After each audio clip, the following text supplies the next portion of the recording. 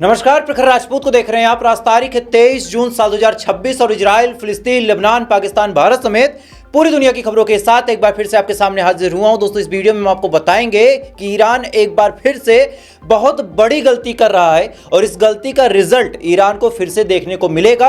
और इस बात को आज प्रखर राजपूत आपको डिटेल में बताएगा। इस बात को आप नोट करके रखिएगा। 2-3 महीने के अंदर आपको ये बात सही साबित होती हुई नजर आएगी। और साथ ही दोस्तों, इस वीडियो में आपको ये भी बताएंगे कि अब लेबनान के मामले में डोनाल्ड ट्रंप ने ईरान को बड़ी धमकी दी है। जी हाँ, ईरान को बड़ी धमकी दी है। अब यह धमकी कौन सी है, इसमें क्या कुछ कहा गया है, इसके बारे में हम आपको डिटेल बताएंगे। और साथ ही नेतन्याहू ने लेबनान के मामले में इजराइल की जो सेना है उस सेना को कंप्लीटली एकदम खुली छूट दी है। अब इस खुली छूट का क्या रिजल्ट होगा और इसका अमेरिका पे कितना बड़ा असर पड़ेगा, वो भी इस वीडियो में हम आपको डिटेल बताएंगे। और साथ ही अब भारत ईरान से तेल खरीद सकता है। जी हाँ, वो भारत कहने में थोड़ा सा अजीब लगता है जहां पे जो सरकार चल रही है उसने चाबहार पोर्ट शुरू किया, लेकिन जब अमेरिका ने लाल आंखें दिखा दी हमें तो हमने अपना चाबहार पोर्ट बंद कर दिया। अब सुनिए, उसी ईरान में जहां हमारा चाबहार पोर्ट था, जहां हमने हजारों करोड़ का इन्वेस्टमेंट किया था, हमने उसको छोड़ के वहां से भागना मुनासिब समझा। अब उसी ईरान से हम तेल खरीदेंगे और ये तेल हम कितने दिन खरीद सकते हैं, ये भी एक बहुत अहम बात होगी। इसके बारे में भी हम आपको डिटेल बताएंगे। और साथ ही कतर में जो ब्लास्ट हुआ था, इस ब्लास्ट में भारत और पाकिस्तान के लोग मारे गए। जी हाँ, ये भी एक बहुत बड़ी अपडेट है, इसके बारे में भी हम आपको बताएंगे। और साथ ही भारत में कुछ ऐसी घटनाएं घटी हैं जिन घटनाओं के बारे में आपका जानना बिल्कुल जरूरी है और उन तमाम घटनाओं को हम आपको डिटेल बताएंगे। इस वजह से अगर आप चैनल पर नए हैं तो वीडियो को लाइक जरूर कर लीजिएगा, चैनल को सब्सक्राइब जरूर कर लीजिएगा। और साथ ही कमेंट में इस वीडियो को आप कहाँ से देख रहे हैं मुझे कमेंट करके बताइएगा। दोस्तों, तब तक एक एक करके मैं आपको खबरें बताता हूँ। और सबसे पहली, सबसे बड़ी, सबसे अहम खबर यह है कि ईरान फिर से गलती कर रहा है। ईरान में दरअसल कहानी ऐसी है और इस कहानी को बड़े तवज्जो से आप सुनिएगा, क्योंकि बहुत सारी चीज़ें आज आपको क्लियर हो जाएंगी। ईरान में सुप्रीम लीडर अगर कुछ भी चाहे तो अपने वीटो पावर का इस्तेमाल करके उस चीज़ को बदल सकते हैं। जब बातचीत का मामला निकल के सामने आया तब सुप्रीम लीडर मुस्तफा खामनेई ने साफ तौर पे कहा था कि भाई साहब, मेरी मर्जी नहीं है, मेरी रजामंदी नहीं है कि तुम लोग जाके अमेरिका से बातचीत करो, टेबल टॉक करो। लेकिन एक वोटिंग हुई थी पार्लियामेंट टाइप की, उसमें 6 में से 4 लोग ये चाह रहे थे कि बातचीत की जाए। उसमें अब्बास अराची भी थे, गालिबाफ भी थे और तमाम और लोग थे जो चाह रहे थे कि बातचीत हो। तब मुस्तफा खामनेई ने कहा था कि भाई साहब, हम नहीं चाह रहे हैं कि तुम बातचीत करो, लेकिन अगर ज़्यादा वोट इस पक्ष में पड़ा है कि भाई साहब बात करनी चाहिए तो आप लोग जाए बातचीत करें। मेरी मर्जी नहीं है, फिर भी आप लोग बातचीत कर सकते हैं, मैं इस चीज़ की परमिशन देता हूं। अब जैसे ही ये बात मुस्तफा खामनेई के मुंह से निकली, आपको ये खबर पता चली होगी कि ईरान के लोगों ने प्रोटेस्ट करना शुरू किया था। ईरान के लोगों का बिल्कुल मन नहीं था कि मुहर्रम के मौके पे, जहां कुर्बानी और शहादत की बात होती हो, उस मौके पे आप अमेरिका के साथ बातचीत करना शुरू करो। अब बातचीत शुरू हुई। बातचीत के बाद ईरान ने स्टेट ऑफ हार्मोज भी खोल दिया। बातचीत के बाद अमेरिका के हक में जो फायदे अमेरिका को पहुंच सकते थे, ईरान ने तमाम काम भी कर दिए। ये ज़्यादातर चीज़ें आपको अलग अलग न्यूज़ चैनल नहीं बताएंगे, लेकिन मैं आपको बता रहा हूँ। कई सारे ऐसे काम हुए, जैसे अमेरिका से 100 बोइंग प्लेन खरीदने की बात हुई थी, ईरान ने कहा ठीक है हम खरीदेंगे। इसके अलावा और बातें हुई थी कि हम आपके यहाँ से तेल खरीदेंगे, तमाम चीज़ें हुई थी। और ईरान ने शांति से सारी शर्तें मान ली थी इस उम्मीद में कि अगर हमारे ऊपर लगा जो सेंक्शंस है वो हट जाएगा तो हमें तगड़ा फायदा होगा, हमारी इकोनॉमी बूस्ट हो जाएगी। बहरहाल ये बात जिसने सोची थी उसका भी कहना गलत नहीं है। आखिर आवाम को कब तक गरीबी और गुर्बत में रखा जाए, वो एक अलहदा मसला है, उसके बारे में कभी हम डिटेल बातचीत करेंगे। लेकिन यहाँ से आपको एक चीज़ समझ में आ गई होगी कि ना तो मुस्तफा खामनेई साहब का मन है कि बातचीत हो और ना ही जो जनता है उसका मन है कि बातचीत हो। लेकिन इसके बावजूद भी 2-4-6 लोग बातचीत करने के लिए पहुंचे हैं। और बातचीत के जस्ट बाद, ध्यान दीजिएगा, बातचीत के जस्ट बाद लेबनान के मामले में बेंजामिन नेतन्याहू का अलग रुख है, ये बात आपको पता है। अभी डिटेल में आपको और बताऊंगा। लेकिन मुद्दा और मेन खबर ये है कि जेडी वेंस ने ट्वीट करके ये जानकारी दी है कि अब ईरान ने IAEA को बुला लिया है। IAEA वही संगठन है जो दुनिया के हर एक देश में जा सकता है और वहाँ पे ये चेक कर सकता है कि इनका जो न्यूक्लियर प्लांट है वहाँ पे कोई परमाणु बम तो नहीं बनाया जा रहा। मतलब हर देश के इनरिच यूरेनियम को चेक करने का अधिकार IAEA है, अगर वो देश इजाज़त देता है तो। और IAEA की जो रिपोर्ट है उसको बड़ा सीरियसली लिया जाता है। अगर IAEA बात बोल दे कि फला देश में ऐसा रेडिएशन पाया गया जो केवल और केवल न्यूक्लियर बम बनाने के टाइम मिलता है, तो इस खबर को पूरी दुनिया बड़ी गंभीरता से लेगी। इस बात को आप ध्यान दीजिएगा। अब ईरान ने IAEA की चीफ को बुला लिया है और बुलाने के बाद कहा है कि आप आइए और हमारे यहाँ पे आप इंस्पेक्ट कीजिए और चेक कीजिए कि हम न्यूक्लियर वेपन नहीं बना रहे हैं। अब आपको IAEA की कहानी बताता हूं। IAEA वही है जो बार बार ईरान में आता है, आने के बाद चाहे नतांज साइट हो, चाहे इफ्सान साइट हो, इन तमाम जगहों पे जाता है। जाने के बाद बस एक ट्वीट, एक पोस्ट, एक प्रेस ब्रीफ देता है। वो डिटेल में बताता है कि भाई साहब, मैं नतांज साइट पे गया था, वहां पे मैं 500 मीटर अंदर गया नॉर्थ डायरेक्शन में, और जब मैंने वहां पे चेक किया तो मुझे वहां कोई भी न्यूक्लियर वेपन का एक भी फार्मूला या फिर एक भी अंश नहीं मिला। अब IAEA ये बात बोल देता है। अब जैसी IAEA ये बात बोल देता है, फौरन इजराइल और अमेरिका उस पार्टिकुलर जगह पे हमला कर देते हैं।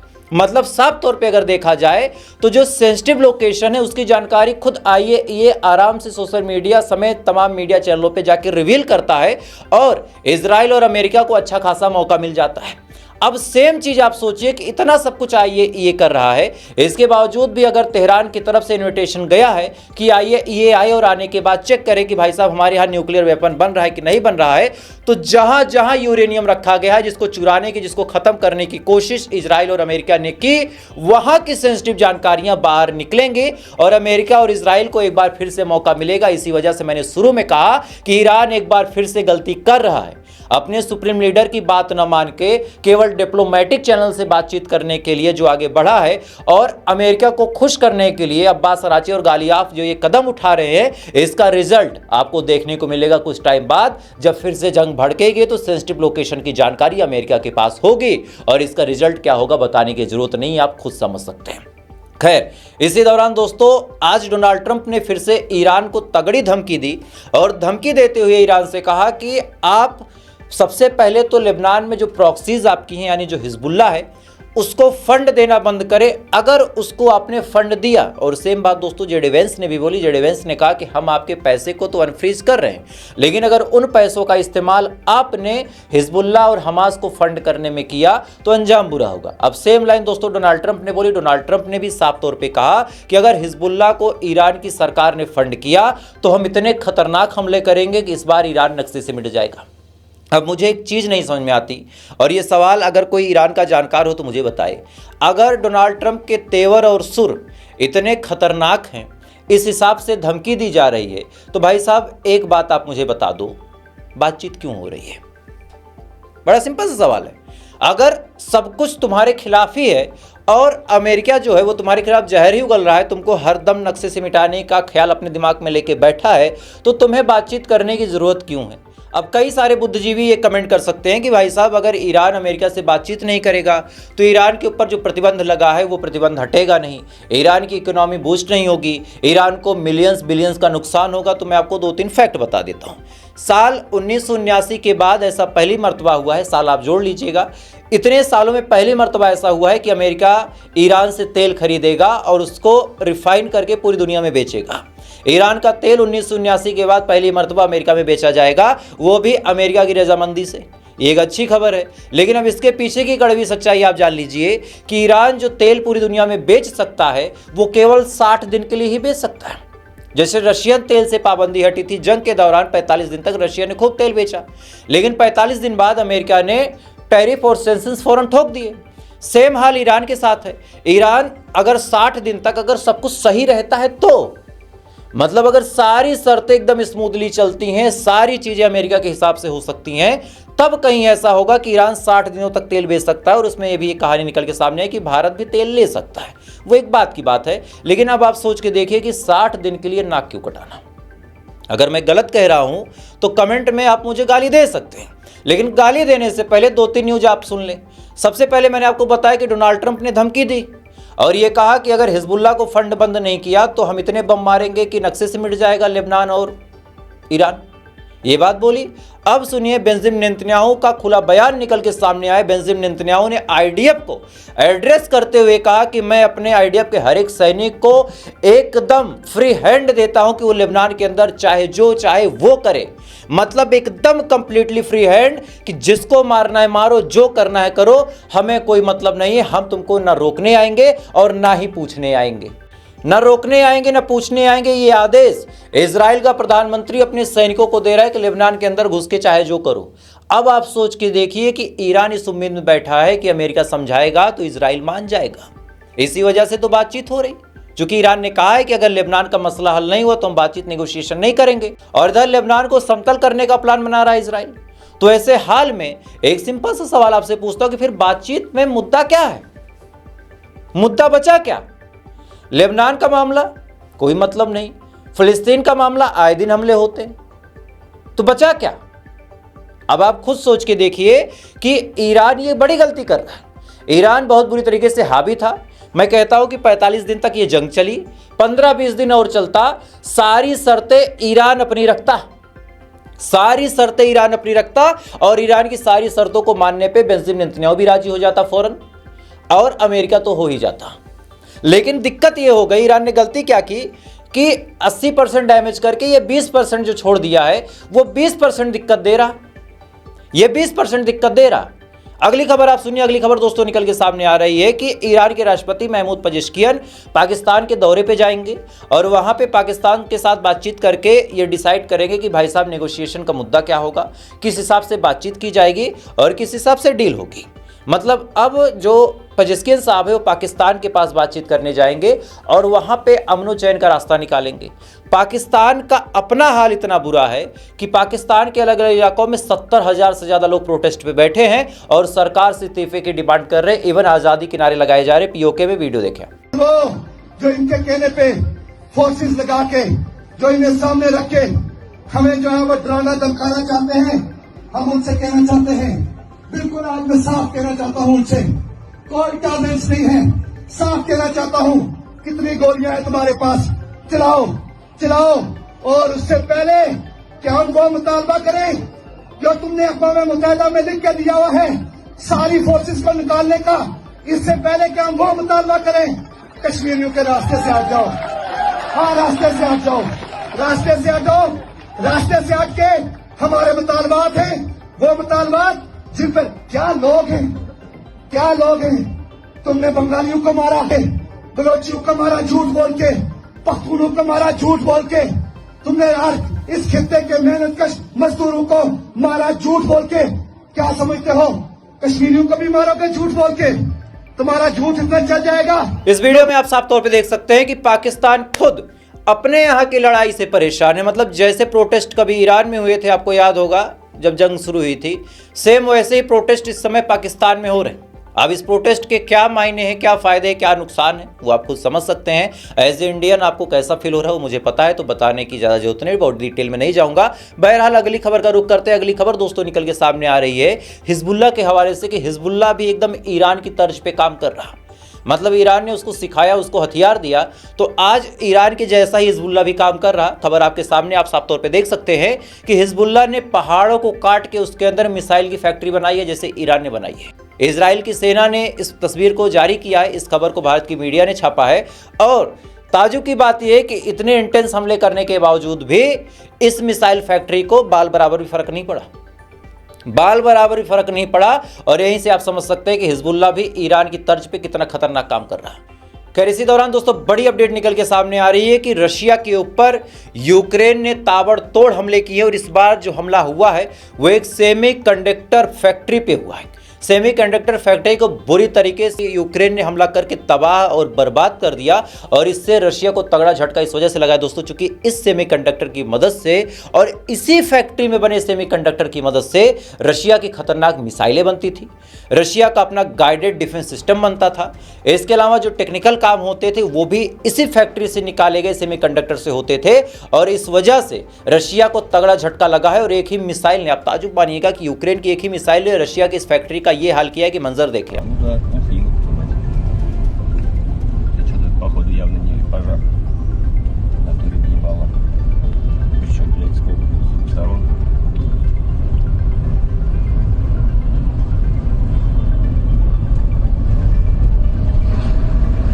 इस वीडियो में दोस्तों आप साफ तौर पे देख सकते हैं कि यूक्रेन की मिसाइल ने रशिया को कितना डैमेज किया है। और आने वाले टाइम में मीडिया में ये खबरें भी चलने लगी हैं कि शायद रशिया धीरे धीरे यूक्रेन के सामने कमजोर भी पड़ता नजर आ रहा। अब इस खबर को गलत साबित करने का केवल एक ही तरीका है कि रशिया भी अगर सेम पैटर्न पे यूक्रेन को दहलाता है तो ठीक है, अदरवाइज रशिया का ऑरा जो है माइनस हो जाएगा। खैर, इसी दौरान दोस्तों बड़ी अपडेट आपको देता हूं और इस खबर को 4-6 अंधभक्तों से शेयर करने की जिम्मेदारी आपकी है। खबर में बता रहा हूं, ध्यान दीजिएगा।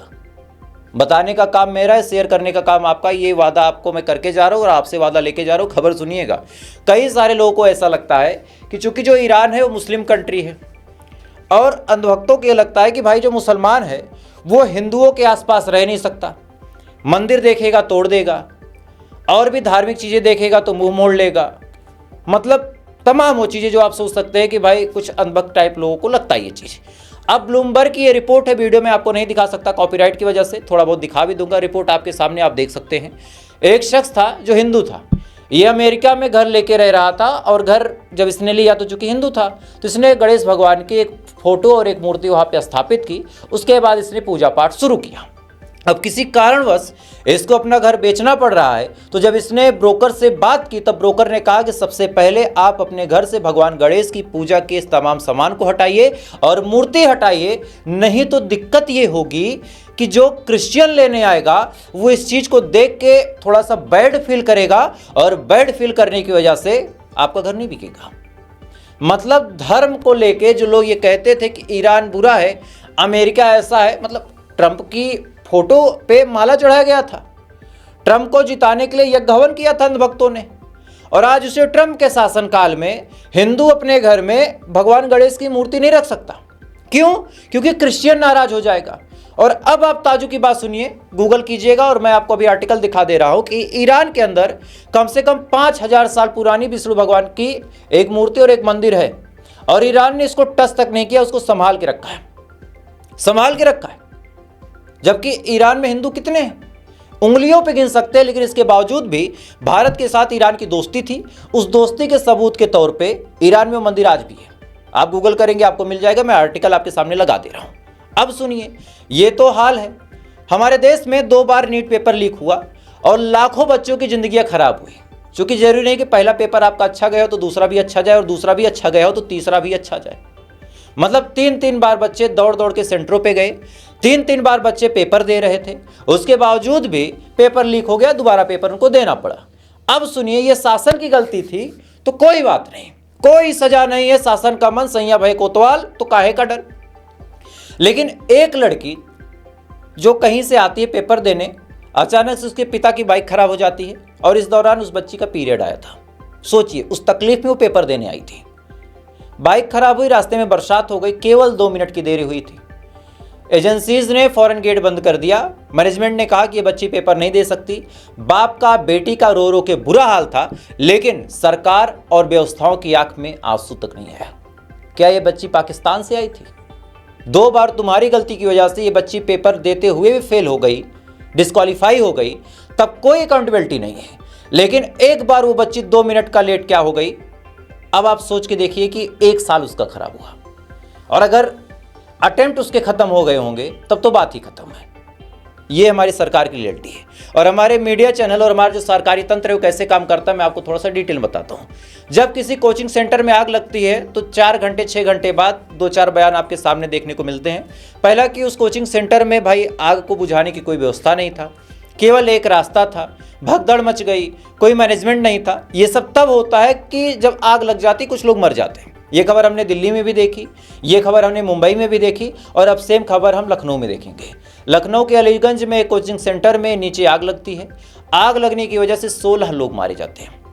16 लोग, वो बच्चे जो अपने घरों से सपना लेके आए थे। तस्वीरें में ब्लर करके आगे पीछे आपको दिखा रहा हूं, चूंकि बहुत सेंसिटिव तस्वीरें, मैं आपको पूरा डिटेल में नहीं दिखा सकता। आप सोच के देखिए कि वो बच्चे जो अपने घरों के चिराग थे, अपनी माँ के लाल थे, अव्यवस्थाओं की वजह से 16 बच्चों की मौत हो गई। तब हमारा ये जो सरकारी तंत्र है, जो जगह जगह घूम के चेक करता है, जिसको विजिलेंस कहा जाता है, उसकी आंखों में सिकन तक नहीं आई होगी कि हम पहले भी जाके चेक कर सकते थे। अब चूंकि आग लग गई तो बड़े बड़े मीडिया चैनल, बड़े बड़े ऐसे लोग जिनको आप पीछे देख रहे हैं, ये तमाम अंधभक्त पत्रकार जो हैं, ये कोचिंग सेंटर की गलती पकड़ा देंगे। ये नहीं सरकार से सवाल पूछेंगे कि भैया तुम्हारा सिस्टम कहाँ सो रहा था अगर इस कोचिंग में कोई व्यवस्था नहीं थी। भाई सवाल बड़ा सिंपल सा है कि अगर कोचिंग में कोई व्यवस्था नहीं थी तो जितनी ये चलान वाली टीमें हैं कि भाई साहब कोई बाइक से जा रहा है, हेलमेट नहीं लगाया, 1000 का चालान, कोई कार से जा रहा उसके ऊपर भी हेलमेट का 1000 का चालान, आपने देखा होगा।